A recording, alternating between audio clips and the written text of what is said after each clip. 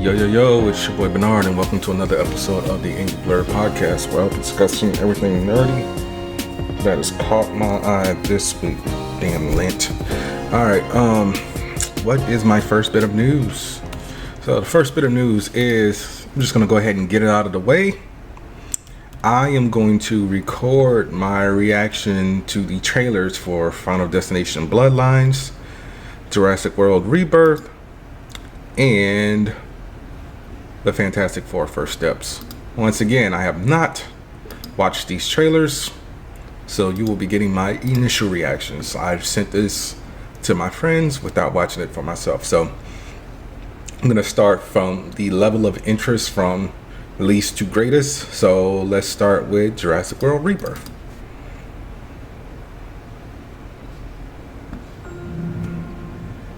Dr. Henry Loomis, this is Zora Bennett, our mission specialist. Sorry, what mission? That Rupert Fiend? This would be a medical breakthrough that could save countless lives. It comes from the largest dinosaurs on the planet. Oh my God.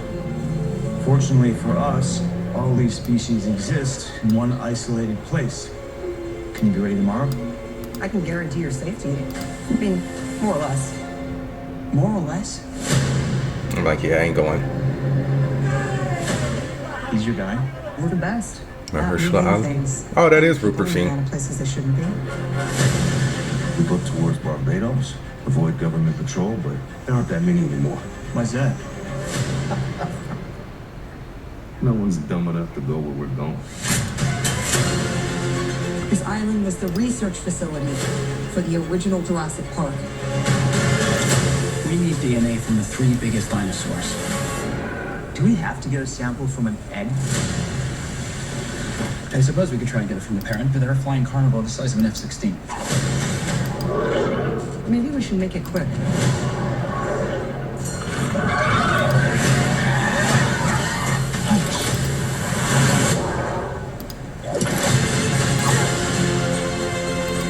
These dinosaurs were too dangerous for the original park. Please don't say they're raptors. They're raptors. The worst of the worst were left here.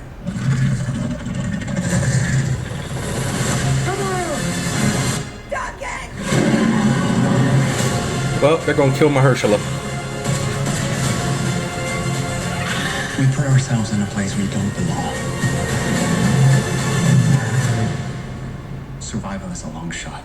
He should have lost a foot. What the hell are those? They're helping the mosasaur. Defend territory, stalk, hunt. None of what you just said is good.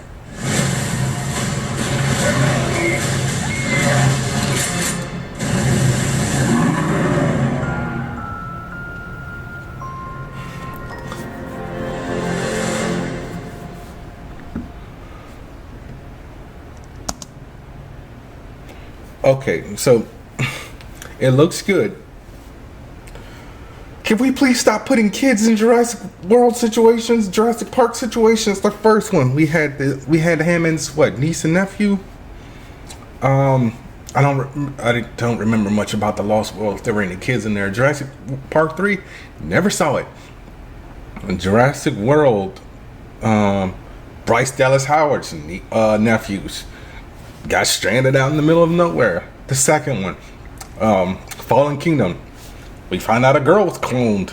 And the third one, same girl. Now we got somebody taking their kid along the trip in this one. It's just like, yo, can we get the Department of Children and Families in here, please? Like, think of the children, as Mrs. Lovejoy from The Simpsons would say.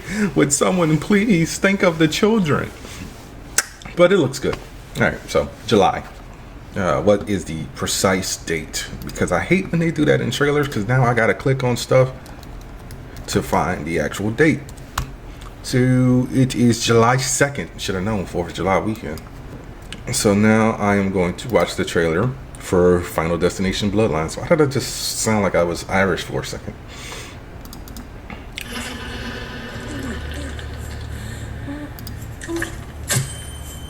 My old man just died. I come in as a favor, and now they want me to lock up. And go Richard Harmon from the 100. Hey, 5-star review, yeah? Like and subscribe and all the things.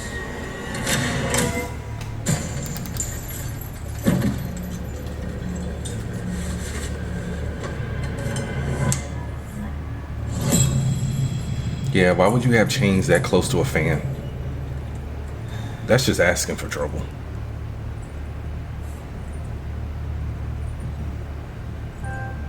Eric's sad mix.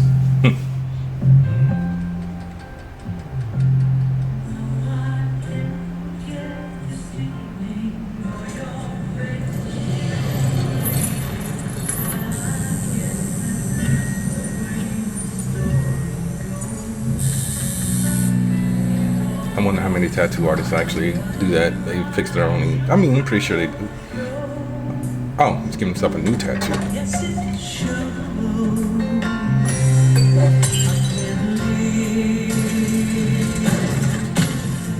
What the hell?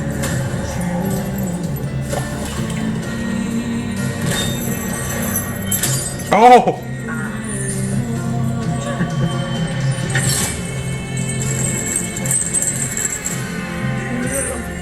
You got me.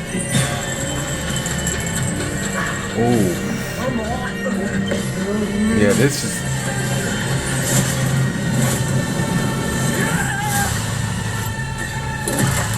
Oh, this might be. Oh. Oh, at that point, dude, just rip the nose ring out.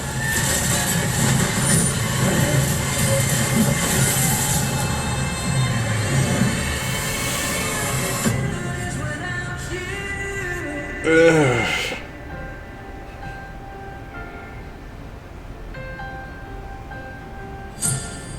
May 16th. See, that's how you put it in a trailer. You just don't say the month. Like freaking Universal. Oh, well, now I know Richard Harmon dies. Yeah, so for those of you who didn't watch the 100, you might recognize him from, he was Captain Boomerang on The Flash. Captain Boomerang Jr. He was Junior, right? Who else is in this movie? Ryan Klenstadt, who was just on Orphan Black Echoes that I reviewed that got canceled, unfortunately.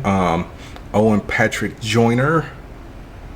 He was on a Nickelodeon show called, what was it called? 100 Things to Do Before High School. Julie and the Phantoms on Netflix. Night Squad on Nickelodeon as well. So yeah, I've never seen him in anything. So this will be my first viewing of him. Obviously, as I said before, Tony Todd is in this movie posthumously because, you know, he passed away November of last year. He's returning as William Bloodworth, who at this point we just need to go ahead and call a spade a spade. He is obviously like the Avatar of Death or something like that. And Brett Bessinger is also in this movie, and she was Stargirl on the same titled show on the CW, which was very good. She also made an appearance on Titans. She was on the School of Rock show. She was on a couple episodes of the Goldbergs, don't remember. She was in 47 Meters Down, Uncaged, and a movie that just straight up sounds creepy, The Man in the White Van. So yeah, May 16th, Final Destination Bloodlines. I will be there. All right, now let's get into the one that, you know, everybody was talking about, and I've been trying to avoid any type of spoilers or Easter eggs or whatnot. The Fantastic Four: First Steps. Welcome to the Baxter Building. We make a point to do family dinner every week. Sunday at 7 on the dot, no matter what. I like how they shot it with the retro 4:3 aspect ratio. Oh, never mind. It's going into 9:16. Yeah, I'll be the judge of that. Okay, is this guy good or what? Should have been like, yes, chef. I want to add a couple cloves of garlic. Not because it's not delicious, I just want to add a little bit of zip, okay? T-5. Before we went up the first time. Not sure how I feel about the Herbie design. Yancey Street. The best pilot in the world right here. Yeah. Best looking, he means. And Johnny never caught fire. Ben has always been a rock. Johnny is Johnny. Hi. And I am right here. Whatever life throws at us, we'll face it together. Okay, the Fantastic car looks awesome. It's John Malkovich. He's obviously playing the Red Ghost. As a family. Galactus.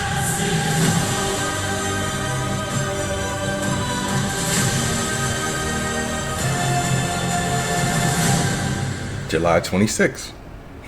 Presented in Fantastic Vision. Okay. Alright, I'm not going to be one of those people who be like, we are back.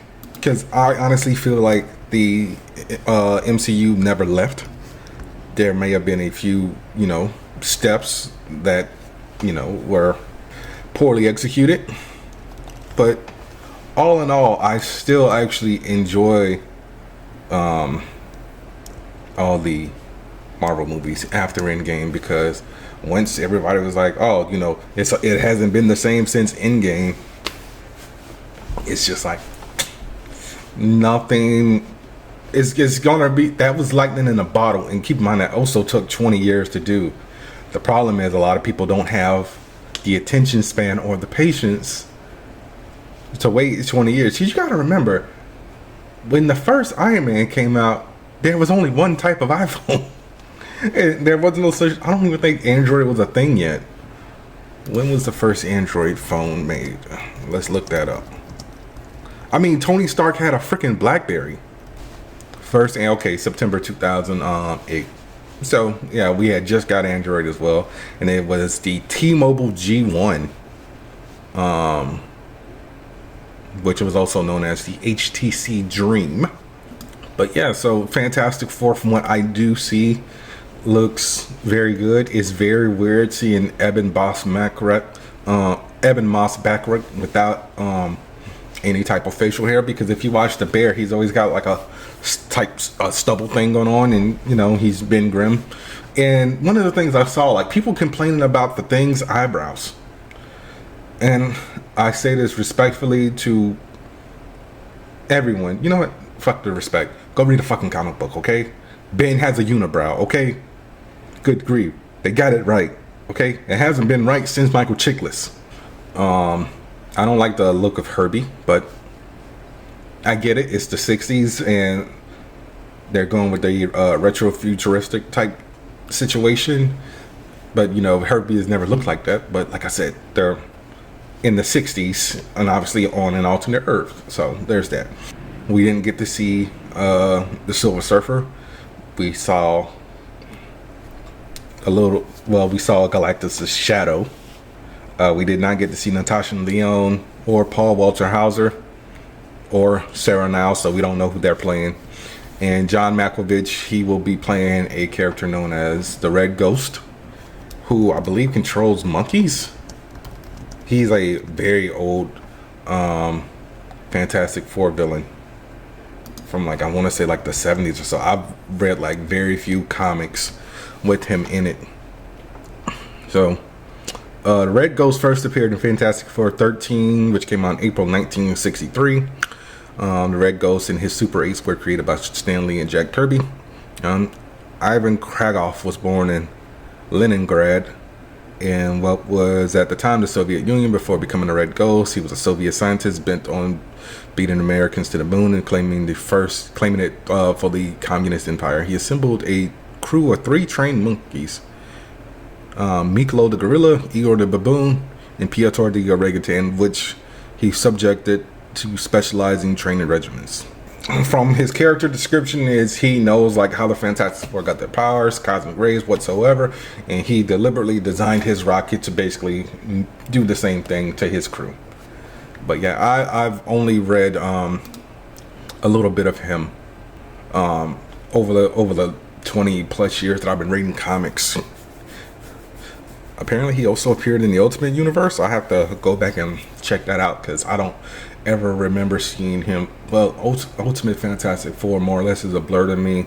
They are responsible for Marvel Zombies. I remember Namor making out with Sue and Reed losing his shit, and Namor being the dick he is was like she liked it and just swam off. But I am very excited for this movie.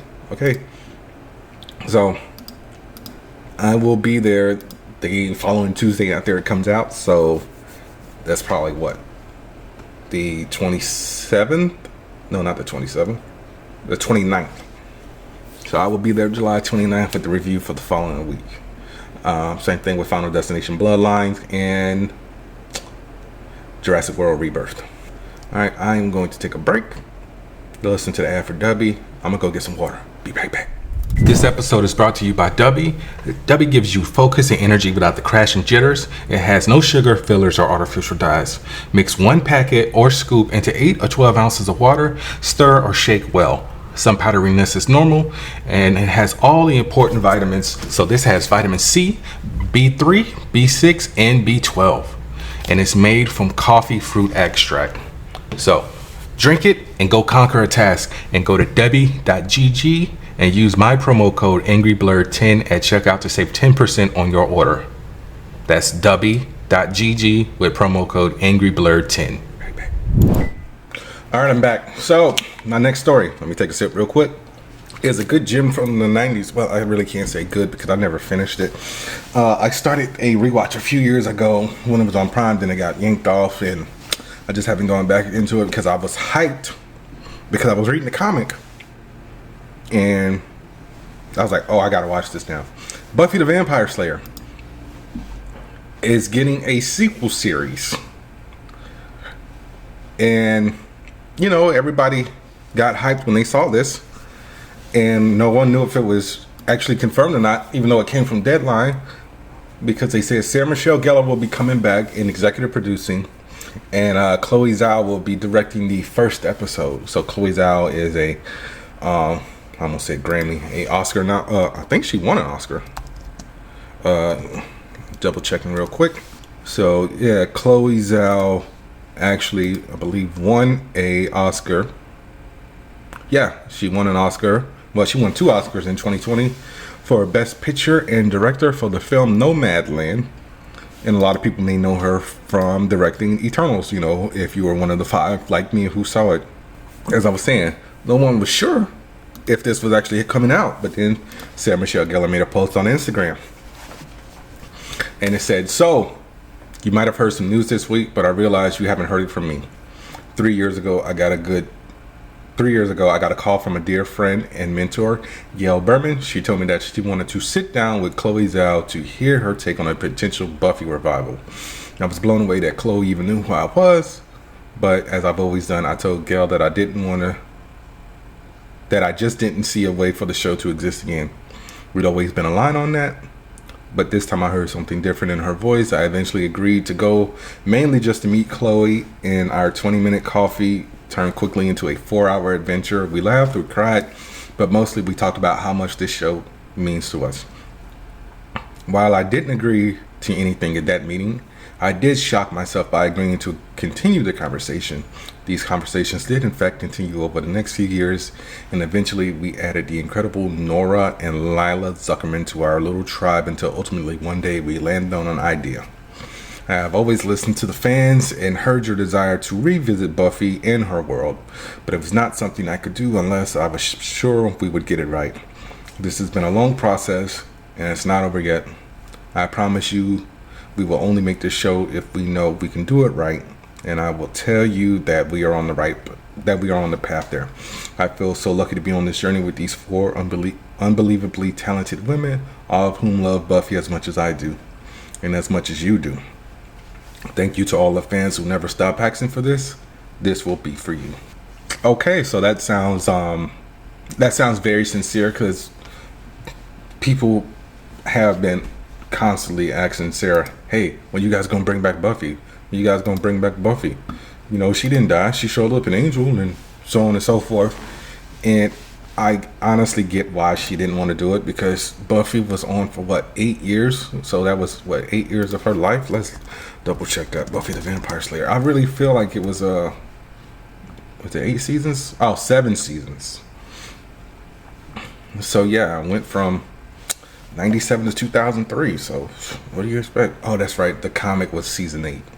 I mean, Sarah Michelle Gellar's on Dexter New Blood right now. She's not a main cast member. She's a reoccurring character, so maybe she's gonna die, and that'll give her time to do Buffy. But like I said, I tried to go back and rewatch Buffy.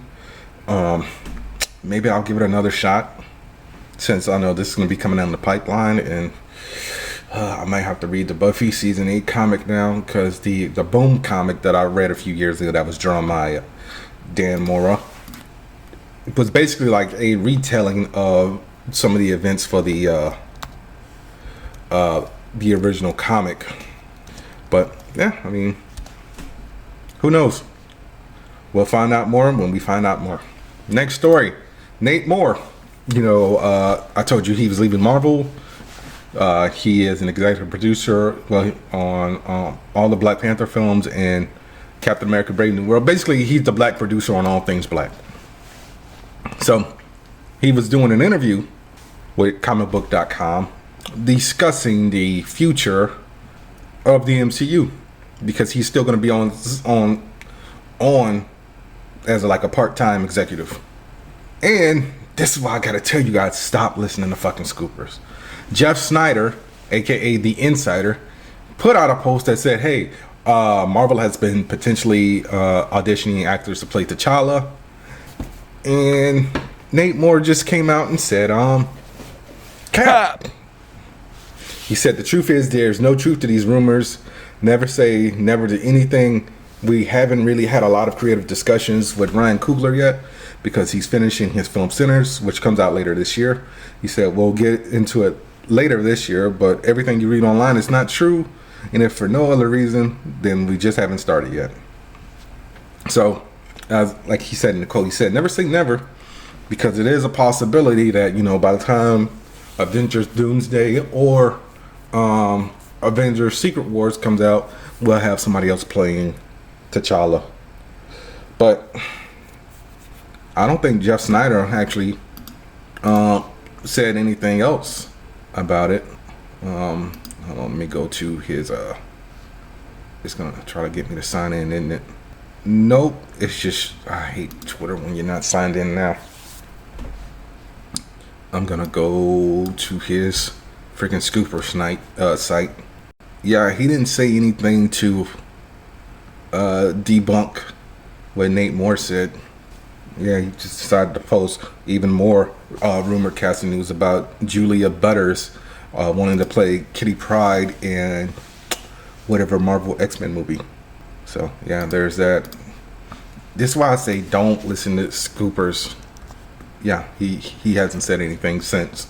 But yeah, listen to the people who actually work on the product, as opposed to people who want to be in the club and can't get in. But yeah, this is why when I come on this podcast, I do not bring up anything from scoopers, unless a major publication picks it up. But other than that, that's why I'm just fuck In Snyder, Daniel RPK, who else? But yeah, I'm over it, honestly. Next story is basically about The Last of Us. So Neil Druckmann was doing an interview with Entertainment Weekly, and they were basically talking about The Last of Us Season 2. So they obviously asked him, hey, what is Season 2 of The Last of Us about? And he said, we'll be talking about Game 2. But in fact, there's a lot of changes, sometimes small adjustments, sometimes bigger, that we're making in anticipation of Game 2. So even before Game 2 was out, we were deep in conversations about where the characters were going, and ultimately that what we're trying thematically to say with this whole story. All right. So even with all that, they just basically got to the nitty gritty of it, and they were just like, as far as the aspect of the game, he said some of the stuff is borderline dramatic, reflecting on everything that him and Craig are going to bring with season 2. And he was talking about, I really don't like talking about this. He said, the game was in its finishing touches during the beginning of the pandemic, so there were a lot of negative things happening all at once. You can't help but think of it now. It's one of those stories that will be forever stuck with me, but our brand is that we pander to no one. We do what's best for the story, and whatever happens, happens. There's a very particular story we wanted to tell, and we stick to our guns. So I'm not going to just go into detail on what happened in the game. And I did a walkthrough of that game when it came out. But as far as season 2, well, as far as the TV series, season 2 isn't going to cover all of the second game because there is no third game at the moment. It's been 5 years since part 2 came out. So season 2 will be, well, the game will be split into roughly 2 seasons. So season 2 will cover, I don't know how much filler they're going to do because there's a lot that happens in that game within like the first hour that basically creates the rest of the story for the game. So like I said, I really can't get into detail about it. I think me and Samir talked about it with like full spoilers and everything, but yeah. Yeah, I was a wreck when I played that game because I believe I got it the week Jessica died, if I'm not mistaken. And I think I bought it at Best Buy. I think I did. So let me check my Best Buy history. I know I was playing it like in July because she passed July 8th. I really don't remember if I because we recorded an episode that week, Last of Us. Oh no, I got it June 19th. So yeah, so basically like 2 weeks later she passed, and we talked about it. Well, I ordered it June 19th. I picked it up June 25th, so literally like she passed like a week and a half later. Fuck. Oh, okay, next fucking story. Harrison Ford was speaking out about wanting to retire and everything, and he was talking about AI and how you don't really need it because you have voice actors who do such amazing work. So he was giving Troy Baker praise for doing his voice in the Indiana Jones game. He was talking with the Wall Street Journal. He said, "You don't need artificial intelligence to steal my soul. You can already do it for nickels and dimes with good ideas and talent." Like I said, referencing Troy Baker's performance in Indiana Jones and the Great Circle. He said he did a brilliant job, and it didn't take AI to do it. And he's, like I said, he's right on that aspect. And you know what? I'm actually meant to bring this up after the trailers, but I got sidetracked because I was getting cotton mouth. So let's talk about AI for a minute. So Marvel said it's not true, but if you're someone who does photo editing, it is possible that it was just lazy photo editing. But the Fantastic Four First Steps posters that came out, so they released 3 posters the same day that the trailer dropped, and man, these things are horrible. So I'm actually gonna pull them up now. I think they actually went back to what the hell? So in the first posters that they released, some people were missing fingers, some faces were shown like twice. There's one with a little girl like looking up with a thing toy. There's nothing wrong with the little girl. AI basically put Kirsten Dunst as Mary Jane Watson in the background. So like I said, I'm not sure if this is AI, if this is Photoshop or what, but so like she's like literally wearing like the same outfit that MJ wore in I want to say the first Spider-Man movie, that brown coat with the pink top, and was it a plaid skirt? But yeah, so that was one that I caught that one. But the second poster, is it the second one or is it the third one? I'm gonna have to zoom in on this. 1, 2, breathe. Okay, so one was all right, and that was the little girl, the little black girl, playing alongside the white kids with the boxcar. But the poster that everyone was talking about is basically like everyone like getting ready to celebrate the Fantastic Four flying off. So there, let's just talk about it. So there is a lady holding a sign. I don't think I can find the original anymore because or was it this guy? Yeah. Okay, so no, this is the original poster. So let me save this now before it gets pulled off the internet. So there's a guy holding a flag like this, and he only got 4 fingers. And by what I mean by 4 fingers is his index finger is missing. So this is gone, but he's holding the flag like that. Below him, there's a lady with a camera. It would be nice to know if the neck strap actually connected all the way around, because you can actually see around the other side of her neck, so you should be able to see the strap. And cameras usually work better if your eyes are open.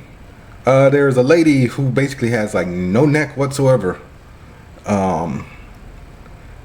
There's one face in here that is cloned twice, like underneath the big white sign and then like behind it. But yeah, they claim that they didn't use AI, but they definitely need to do a better job of doing damage control on this, because I'm just like, okay, so you say you did not use AI. Don't know if I believe you. Don't know if I believe you. So Bob Gale, for those of you who have no idea who Bob Gale is a writer. And you know, he wrote one of the best trilogies of all time, and that is the Back to the Future trilogy. And basically Bob Gale said, you know what, fuck y'all not getting a Back to the Future Part 4. How many times do we have to tell you guys this? There's no Back to the Future Part 4 coming. I really feel like I just did this like a couple months ago with it might have been Zemeckis. Back to the Future, so take me away, I don't mind. Yes, I did. Episode 212 was actually the episode where I told you guys that Tony Todd passed away. So yeah, Bob Gale said, no more Back to the Future. Get over it. It's not going to happen, people. Okay. All right. Okay. Let me see if I can actually find what he actually said. Basically, he said, yo, stop fucking asking me about... So where was he? Okay, as reported by Collider, Bob Gale, along with Back to the Future stars Leah Thompson and Christopher Lloyd, attended the annual event honoring sci-fi, horror, fantasy, and film, TVs, books, and more. They were at the Saturn Awards. Back to the Future's 40th anniversary was honored with the George Powell Memorial Award, honoring the franchise's lasting contributions to the genre. Gale, who co-wrote all 3 Back to the Future movies with Robert Zemeckis, was asked about a chance of the 4th movie. People always say, when you guys going to do Back to the Future? And he said, we say fuck you, and you can quote me on this. So yes, I think Zemeckis actually spoke about it when the musical came out. He said, we made 3 terrific movies and people kept asking for more Back to the Future, so we made Back to the Future the musical. We're taking it around the world. So if you want a Back to the Future 4, you can either go see the musical. I believe the Back to the Future comic that came out a few years ago also can be considered, well, it is considered canon because Bob Gale wrote the entire run of that. So you can either go to the musical, read the comic, or you can struggle and find the Telltale Back to the Future game, which Bob Gale also wrote, executive produced, and I believe it Robert Zemeckis also executive produced it. And Leah Thompson comes back, Christopher Lloyd comes back, and Michael J. Fox come back. So stop asking for a 4th movie. It's like there was Back to the Future content out there and no one cares about it. I'm gonna shut up. But yeah, it's just like Back to the Future content is out there, so if you want it, you can find it. So I didn't know this was a thing until I saw the news that it was being shut down. And it's obviously being shut down because I guess no one's playing it. Resident Evil Reverse will be shut down on June 29th, and it will be removed from all digital storefronts on March 3rd along with its DLC. So if you want to play it, it is $25.23 on Amazon right now. Like I said, I didn't even know this was a thing. I guess this came with Resident Evil Village, because when I clicked on the link, oh no, that just said, god damn it, ignore that last part. So it says Resident Evil Reverse was developed in celebration of the 25th anniversary of the Resident Evil series, and your overwhelming support for this game has far exceeded our expectations since the time of release, Capcom said in a statement. They said, now that we've reached a new turning point for the series, we feel the Resident Evil Reverse has served its original celebratory purpose admirably. So like I said, I did not know this was a thing. Let me actually see when this came out. Okay, this came out, well, yeah, this was announced back in 2021. You could play 4 to 6 player matches. It was a multi-player game. At least one of the components was that the games will have 5-minute matches. So you got it with Resident Evil Village for free. But I guess this was kind of like a Dead by Daylight clone. So like, did you play as the monster? Did you play as the character? I mean, so yeah, you got to play as Chris, Jill, Leon, Claire, Ada, and Hunk. So no Sheva Olimar. Sheva doesn't get any type of love. So they actually had a feature called Bioweapons Revenge. It says when a survivor is defeated, their body transforms into a powerful creature, allowing them to get revenge. Use each creature's unique characteristics to go on the offensive and rack up a load of points. So yeah, so it looks like it was like Dead by Daylight. So the creatures were fat molded. And it says when a survivor is drowned, they transform into a creature based on the number of virus samples they have. The more samples they have, the stronger the creature becomes. Creatures recover their energy gauge over time and have access to special active abilities. They got Hunger Y Gamma, Jack Baker. I guess he's from one of the more recent Resident Evil games, because you know I don't play those first person ones. Nemesis is in here as well, and the Super Tyrant. I might have to go in the PlayStation Store and see how much this is, or I might just order Resident Evil Village. Like I said, I don't do first person. If I can play that in VR mode, I'll consider getting it. But yeah, so that's that. Yeah, so they basically gave a schedule for the until the end of service. So they said February 5th was the notice of the end of service. March 3rd will be the removal of Resident Evil Reverse application from online stores, removal or purchasable DLC from online stores. So Jill's battlesuit skin, Chris has a skin called Gun Show, Claire has the leather jacket from Resident Evil 2 Revelations, Hunk has a skin from the Grim Reaper from the Mercenaries 3D, Ada's skin from Still Kicking from the Umbrella Chronicles game, Leon's leather jacket from Resident Evil 6, Super Tyrant Hunk from Resident Evil 2 from 98, Creature Hunter skin for Hunter Y for Resident Evil Outbreak, the Premium Pass, the RP Booster 3, 10, and 50. And June 29th it says, starting from this date, Resident Evil Reverse will no longer be included with the purchase of Resident Evil Village. Customers who own a downloaded code acquired before this date or have already used a downloaded code to acquire Resident Evil will still be able to download the application until services ended.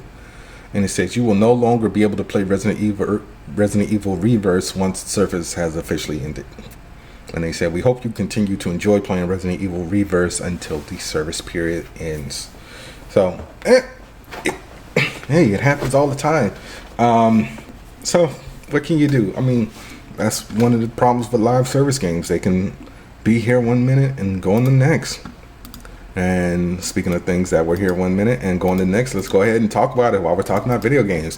Multiversus is dead again. So Multiversus has died its second/final death, and that will be happening in May. So they said I actually meant to talk about this last week. I just forgot to put it in my notes.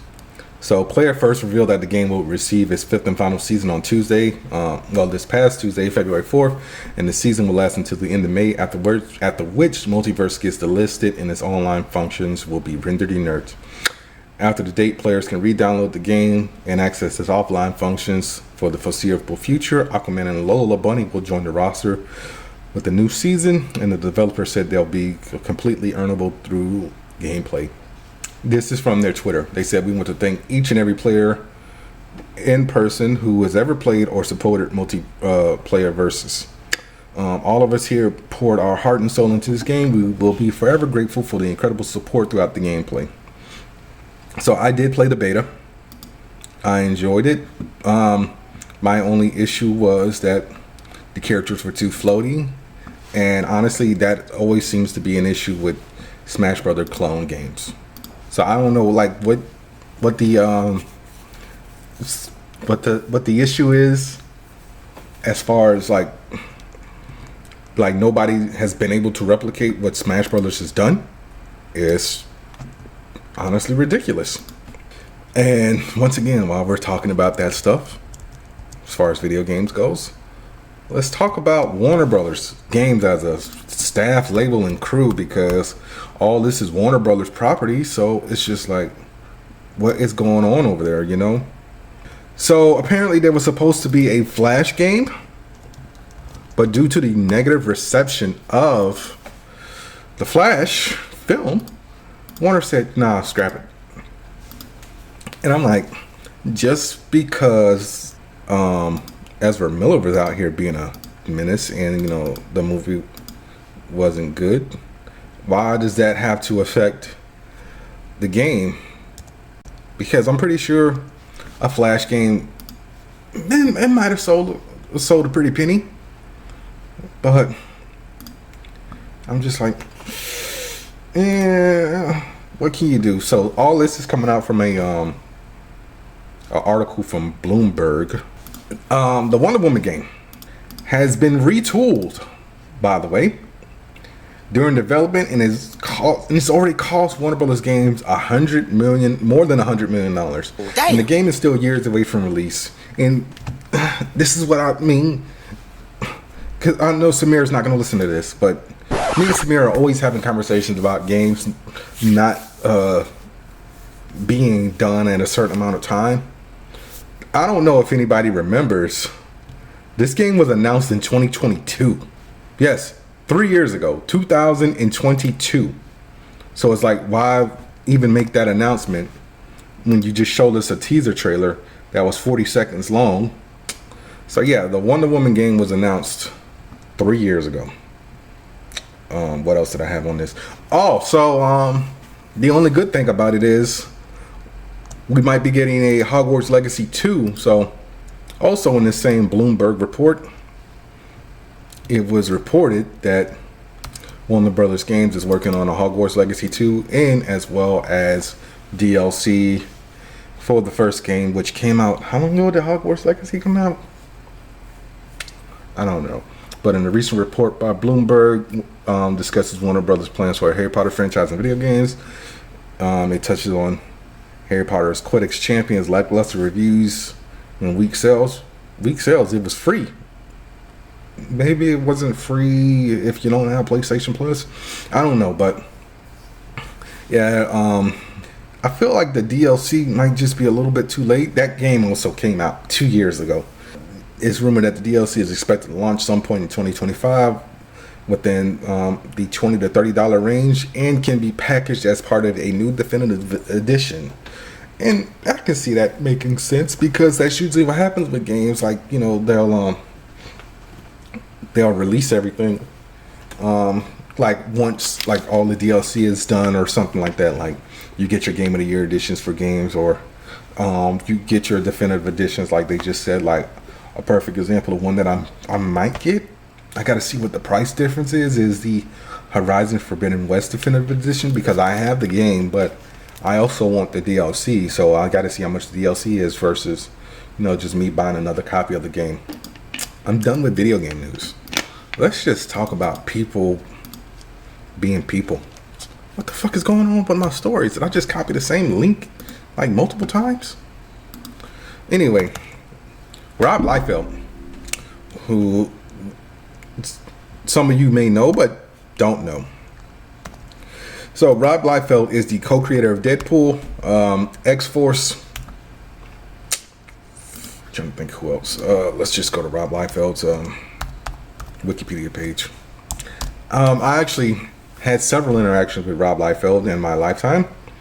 So the first time I was complaining about Rob Liefeld's art, I didn't, mention him on Twitter or anything. I just said his name, so I didn't hit him with the @ I was just like, yo, yeah, Rob Liefeld, please learn how to draw feet. And this was like in the mid 2000s. So this was maybe like 2008, 2009.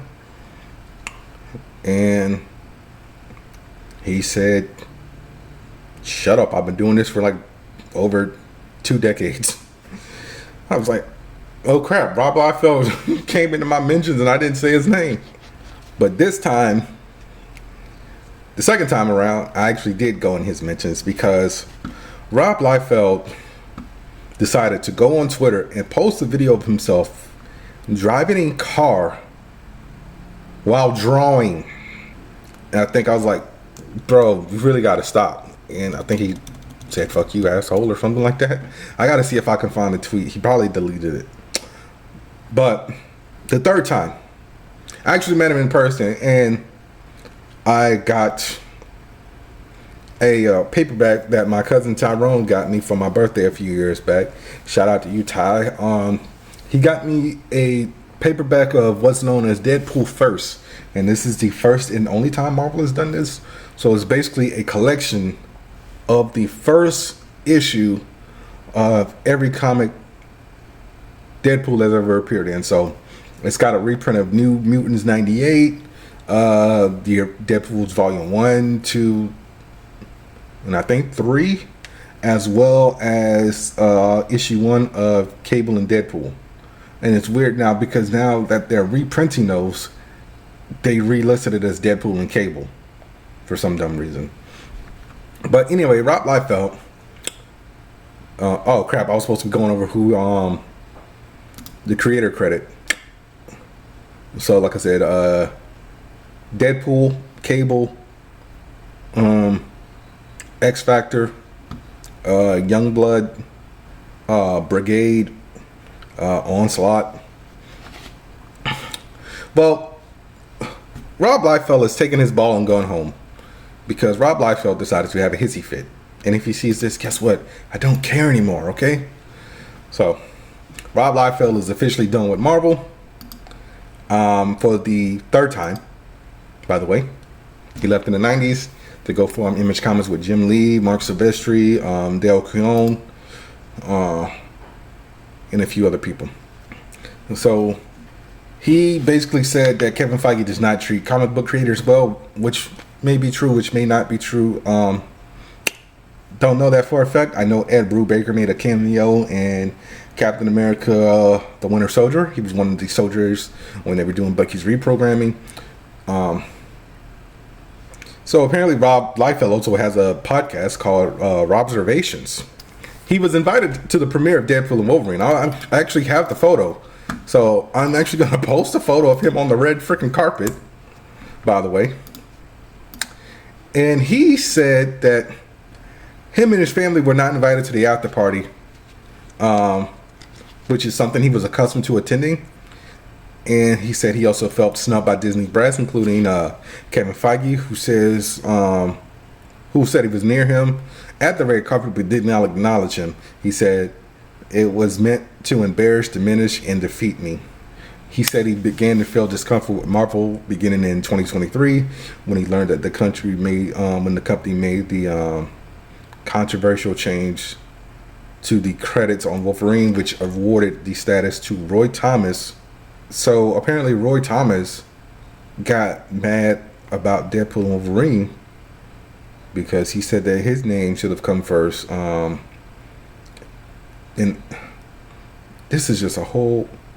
You really arguing about whose name came first? So Roy Thomas was hired by Stan Lee in 1965 as a staff writer and succeeded him as the Marvel editor-in-chief in 1972 when Lee became the publisher. He's known for his work for creating various characters, including Vision, Carol Danvers, Luke Cage, and Iron Fist. But, okay, so this is an archived interview report from July of last year. But until this month's Deadpool and Wolverine, he was not credited and named as the co-creator of Wolverine. Oh, okay, so he's mad that he wasn't credited for what, the Fox movies? I swear sometimes, man,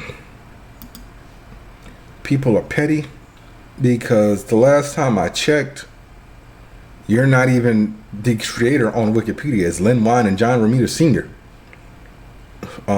Because he first appeared in Incredible Hulk 180. Which was, when did that come out? 1974. So I don't know, man. Like, all this is infighting with Marvel. I'm just like, whatever. And I've been saying this in the comments for the longest. Rob Liefeld has a notorious history of leaving and coming back to Marvel. So like I said, he left in the 90s. He formed Image Studios with several other artists who were upset about their pay. He left Marvel. He left Image. He came back to Marvel. He stayed until about the mid 2000s. Left, went to DC for a bit, because when the first time I said Rob Liefeld needs to draw feet, it was because he drew an issue of Teen Titans, and I think they even scrapped his cover because it didn't look good. So then he came back to Marvel. Then he left again in like 2010, 2011, because he went to go work at DC on the New 52. And he was writing and drawing. Was he drawing Deathstroke? But I know he was also drawing Hawk and Dove. See, like he drew Hawk and Dove in the 80s, in the 90s. Then he came back in 2011. Drew Deathstroke between 2012 2013. Drew Hawkman issues 9 through 12 for the Savage Hawkman.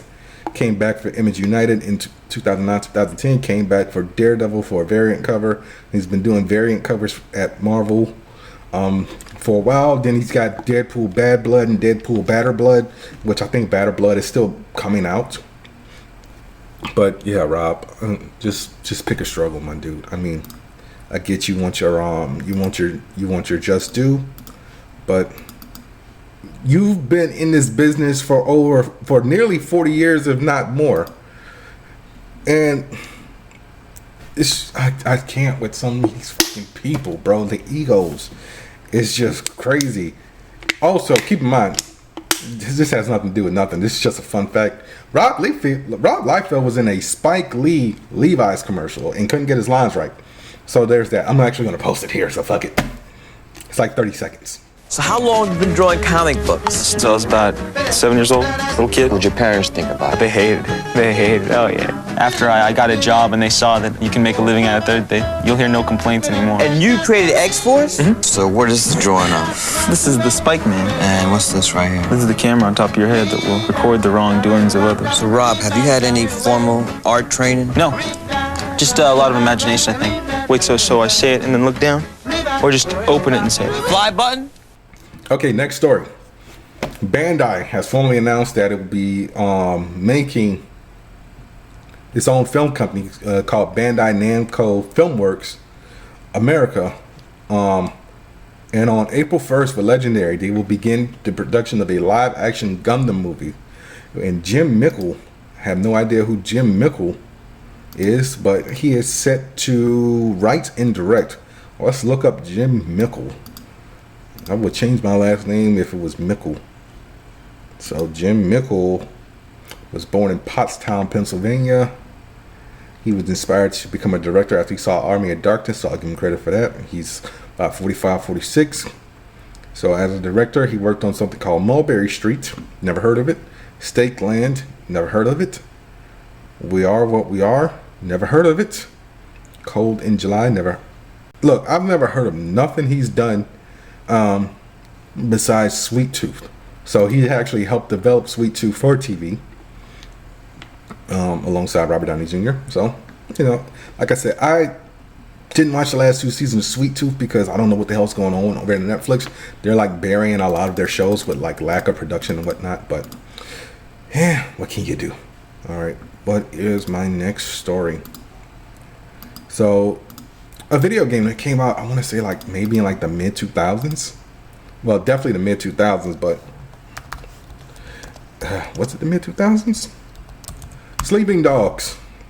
2012 actually. Was released by Square Enix on the PS3. Got a re-release for the definitive edition on the PS4. Simu Liu has been talking about this for like forever because he is a fan of the game, and he said, you know what, hey, he's been trying to pitch this game, like he's been tweeting about it. He's like, yo, he was like, we need to make this game into a movie because he wants to play Detective Wei Shin, but he also wants to produce it, and apparently it's going to happen. So it looks like he got in contact with somebody at Square Enix, and they are going to be trying to make this into a movie. So he actually posted a tweet on January 31st. He said, so few film projects make it from pitch to phase to green light. Pitching executives who don't understand the game has been tiring. Everyone's overwhelming love of Sleeping Dogs here has finally given us life. First a movie, then a sequel game for everyone. That has always been the dream. So I'm very excited. It's been a minute. So I don't really remember the whole story of the game. I think it was kind of like on some true crime stuff where Wei Shin went undercover to infiltrate the Yakuza. And he might have just been getting a little bit too close for comfort. So, hey, release the game. I mean, release the movie. And let it happen. So, let's go ahead. Cue up the spoiler alert. So, I got 3 episodes of 2 TV shows to get through. So, let's go ahead and get into your friendly neighborhood Spider-Man first. Episode 3, Secret Identity Crisis. So this episode picks up right where we left off with Norman and Peter having a confrontation. Peter freaks out, goes through his whole hyperventilating phase of panicking and just hearing Norman say in the back of his head multiple times, so you're Spider-Man, so you're Spider-Man, so you're Spider-Man. And eventually Norman invites him to dinner where, you know, Peter tries to play off that, you know, he was trying to wear a costume, and Norman was like, come on, man, you could have come up with a better excuse than that. Like saying, hey, you make the tech for Spider-Man. And so Norman put 2 and 2 together, and he figured out that, you know, only 4 people could be Spider-Man. And that was, you know, a few of the other interns at Oscorp. But, you know, so Norman has agreed to help Peter become a better Spider-Man. And, but Peter turns it down. Norman gives him a check to help May pay for the bills. Meanwhile, on the other side of town, Lonnie's brother gets in trouble with the cops because his brother has joined the 110th Street gang. Lonnie goes in there, tries to get his brother out. They're like, nah, he ain't leaving. And the only way Lonnie is able to get his little brother Andre out is if he joins the gang instead. And we actually got Tarantula and Speed Demon with some tech who actually break into a jewelry shop, and Peter actually fights both of them with Norman's help.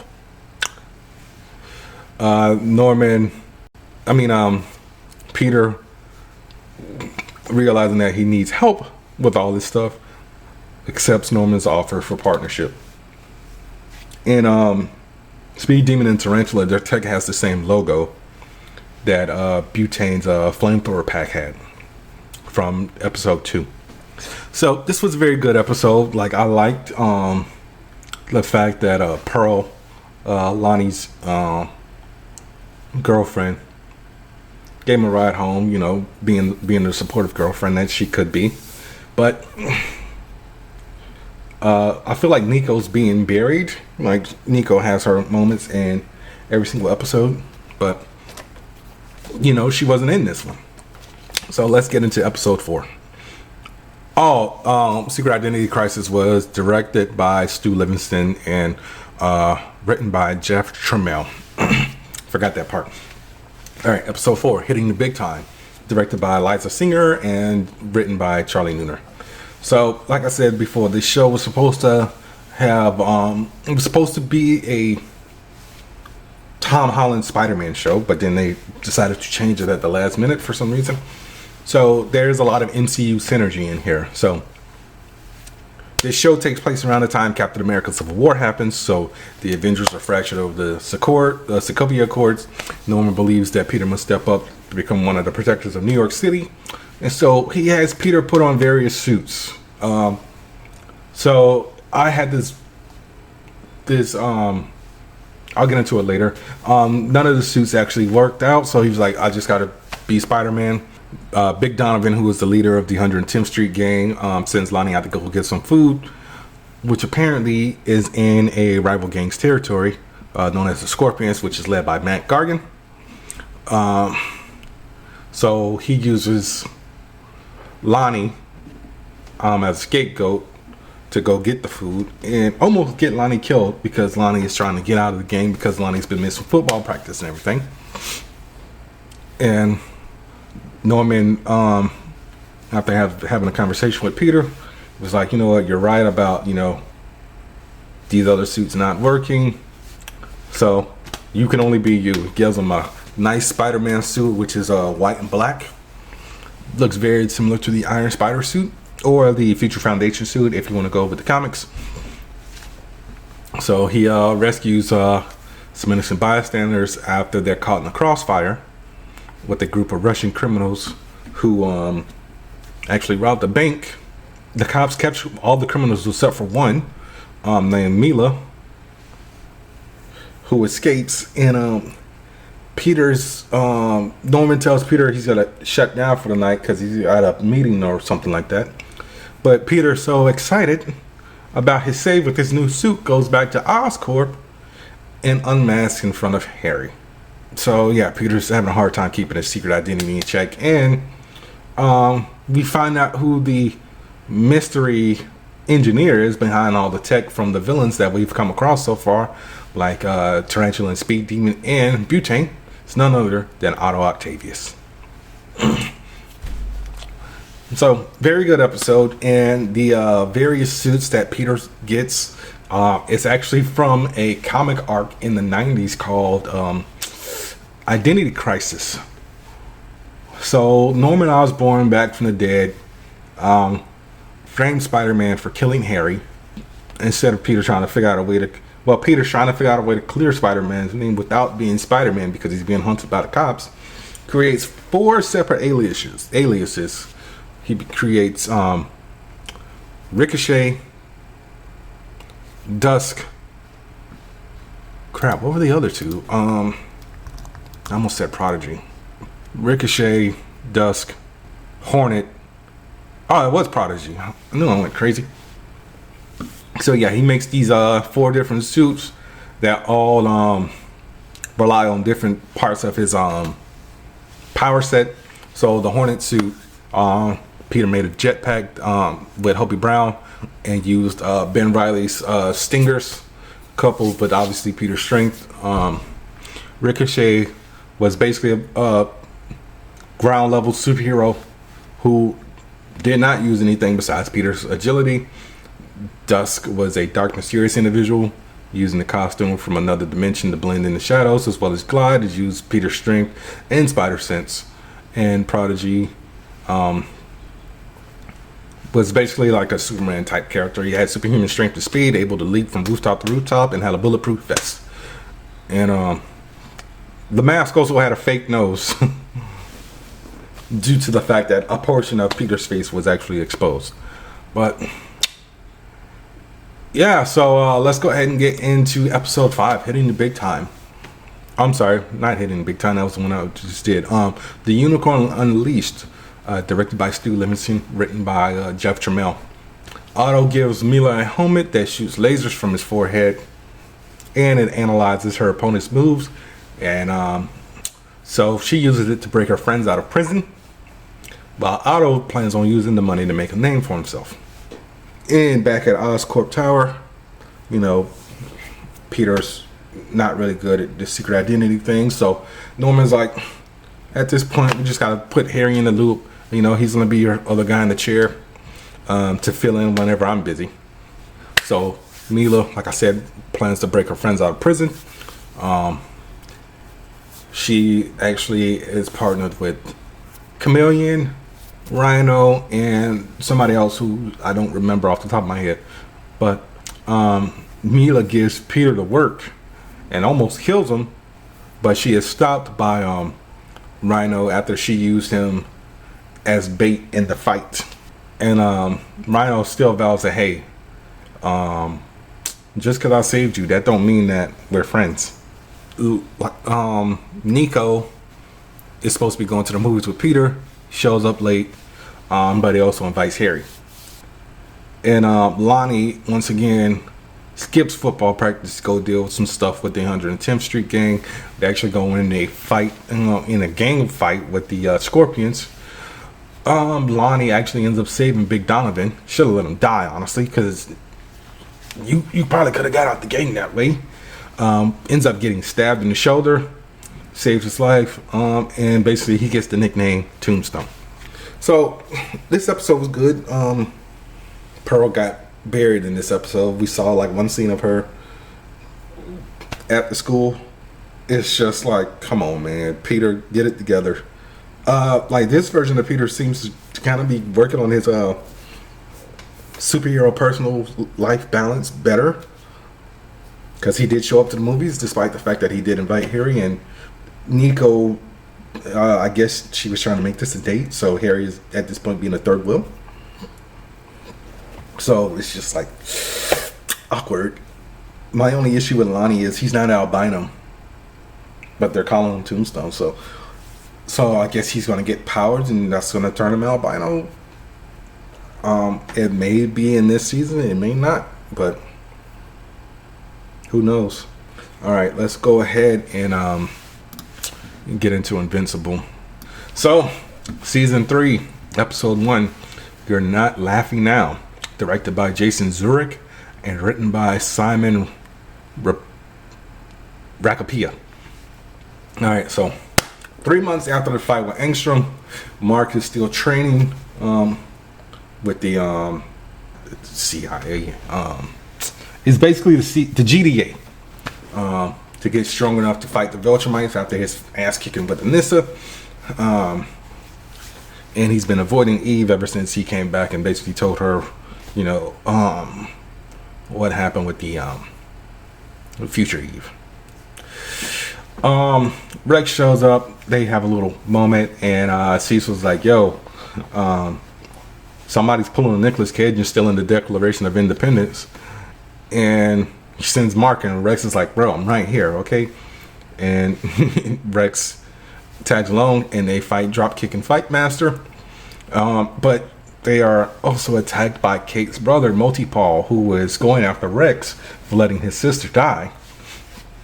But Duplicate and Immortal come out of retirement, revealing that she was alive. Mark takes in Paul because Dropkick and Fight Master got the Declaration of Independence and got away. So they all go back to GDA headquarters, and you know, Kate and Immortal show up.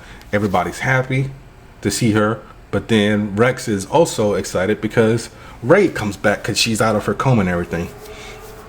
William and Rick and Mark all go bowling. Basically have a guys' night, but Mark being the third wheel. And Mark tells them about everything that happened. And Rick's like, William's like, hey man, if you like Eve, go for it. Just don't tell her you're only doing it because of the future stuff. But Mark being Mark, let it slip out. And Eve was like, nah bro, I'm good, stay away from me. Doc Seismic, who has been locked up since like season 2 has figured out a way to use his powers to communicate with subterranean insects. He breaks out, kidnaps all the superheroes in a giant with giant underground creatures. So the only 2 heroes left on the planet, because Doc Seismic can't find them, are Invincible and Eve. They go and find Doc Seismic. They fight. They get caught. Cecil goes to plan B, which is to use Darkwing and the Reanimen to show up. Darkwing actually captures Doc Seismic. Mark snaps, tells the Guardians of the Globe what Darkwing did, goes to the GDA to confront Cecil about it. Cecil and Mark walk and talk. Cecil leads him into the White Room. Says, yo, this room is to keep me safe from you. And Reanimen show up. Meanwhile, in space, Alan and Nolan are still bonding. And, you know, the Viltrumites are still trying to figure out how to kill Alan. And I was like, ooh, this was a good episode. Fuck, I wish I wrote down what Doc Seismic said to Invincible and Eve when they showed up. I think he called Mark something like a diversity hire, and Eve like a standard feminist, while Eve called him like the generic geriatric villain or something like that. It was a nice joke, but God, I wish I remembered it. All right, episode 2, A Deal with the Devil, directed by Haley Herrick and written by Helen Lee. So I forgot a lot of this stuff. Okay, so I just spent the last 20 minutes talking and I ran up the timer. So I have to redo the last 2 episodes. So let's go ahead and get into it. Episode 2, A Deal with the Devil, directed by Haley Herrick, written by Helen Lee. So flashback episode of Cecil being in the GDA and how he got his scar and everything. I'm not going to go into full detail about how because I just spent like 20 minutes talking for no reason. So I'm just speeding this up. So it's about how he was an agent, how he got his scar and everything.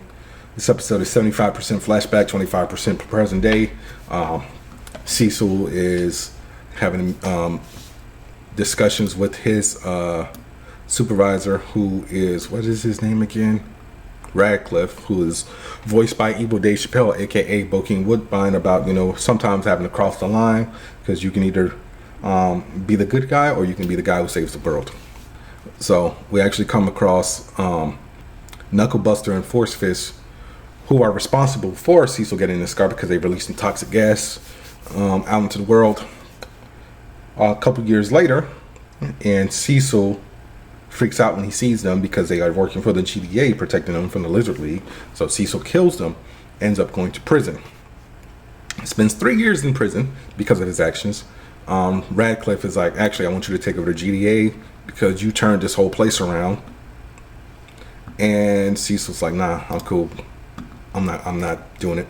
And so eventually Cecil actually breaks down and becomes the new head of the GDA, and we actually see his first interaction with Nolan. And Donald's like, yo, if he was human, his pupils are dilated, he has a steady heartbeat, so he's obviously lying. So Cecil's like, put a file on him, whatever. We jump back to the present day, where Mark and Cecil are still arguing about, you know, Cecil having Darkwing and D.A. Sinclair on the payroll, more or less. Mark takes out a bunch of Reanimen, and Cecil activates the sonar that hurt Mark in season 2 of Invincible. Don't remember the name of the episode, but it was when he was fighting that giant octopus thing on the water. So they replicated the sound, put it in his comm piece, and Mark rips out the comm piece, and Cecil said, "Psych is actually embedded in your head from when we actually had to do surgery on you." It was actually season 2, episode 2. In about 6 hours, I lose my virginity to a fish. So Mark is flying, and Cecil is tracking him via teleporter. So he flies to the Guardians headquarters, tells everyone Cecil's trying to kill him. Cecil's like, everybody get back. sends Reaniman in. The Guardians fight the Reaniman. Rex blows up the detonator that Cecil has, which is actually on a dead man switch after Robot tried to tell him not to. Robot eventually finds the signal and blocks it. Mark confronts Cecil and says, "I'm done with you. Don't ever come near me or my family or I will kill you." After this, the Guardians break up. Monster Girl, Rex, Shrinking Ray, Bulletproof, and Robot all leave because they don't trust Cecil anymore. Meanwhile, Immortal, Kate, Samson, and Shapesmith stay. And at the end of the day, Mark and Eve have a conversation, and Eve is like, "You know what? Screw it. Let's try this dating thing."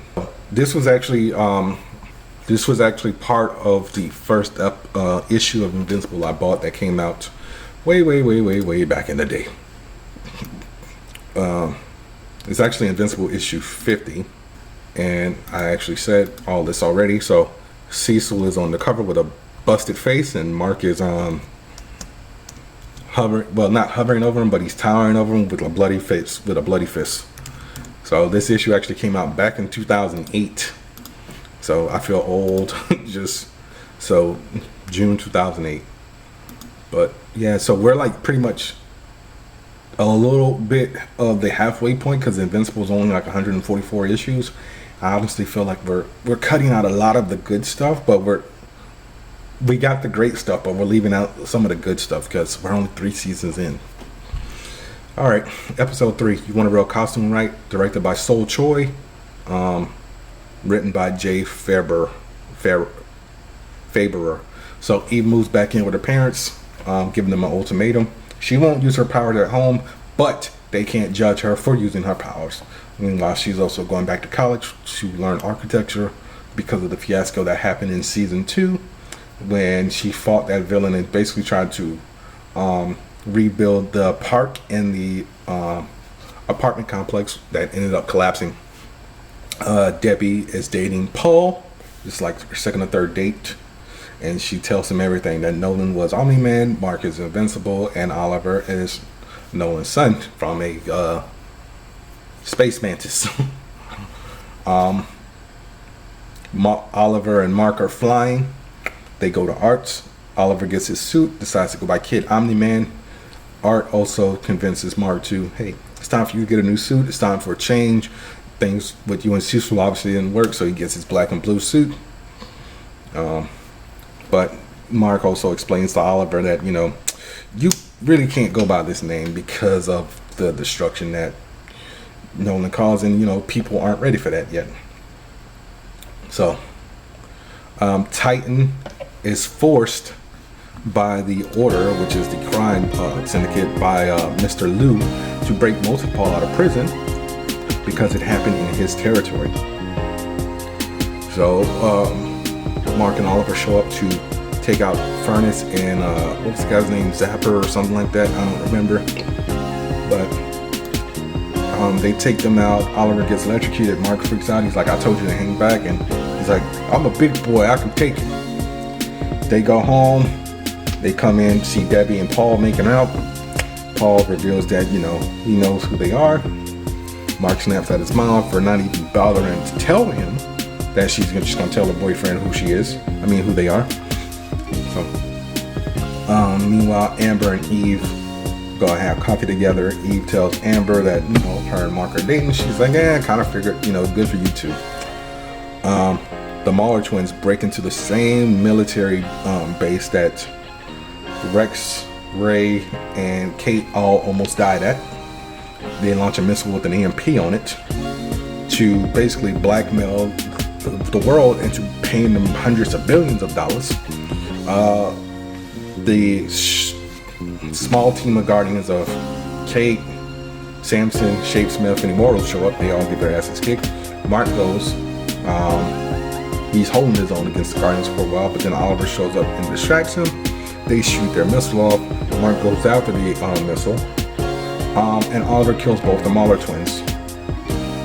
So Cecil shows up to basically clean up the mess. Mark freaks out when he sees Cecil. And Cecil's like, look what your brother did. Takes his brother up, tells him, you can't kill people. And Oliver's showing his Viltrumite side. He's like, yo, they're all insignificant anyway, basically. So after that, Mark tells Debbie everything that happened, and Debbie obviously appeals to Oliver. Meanwhile, they all have a family hug, and Mark notices a drone watching them, flies out the window to catch it, and it explodes. So, yeah, there's that. I know who's watching them. Hopefully you know who's watching them, because I will not spoil who's watching them for you if you don't know who's watching them.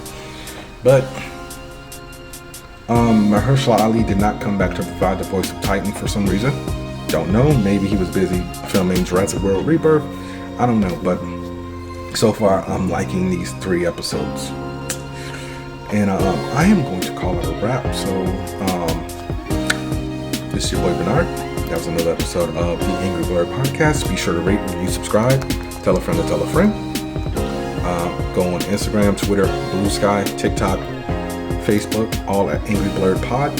And I will see you guys next week with episode 4 of Invincible and episodes 6 through 8 of Your Friendly Neighborhood Spider-Man. And maybe if this movie already came out, yes, it did come out, I might be reviewing Love Hurts. Don't know yet. All right. See you later.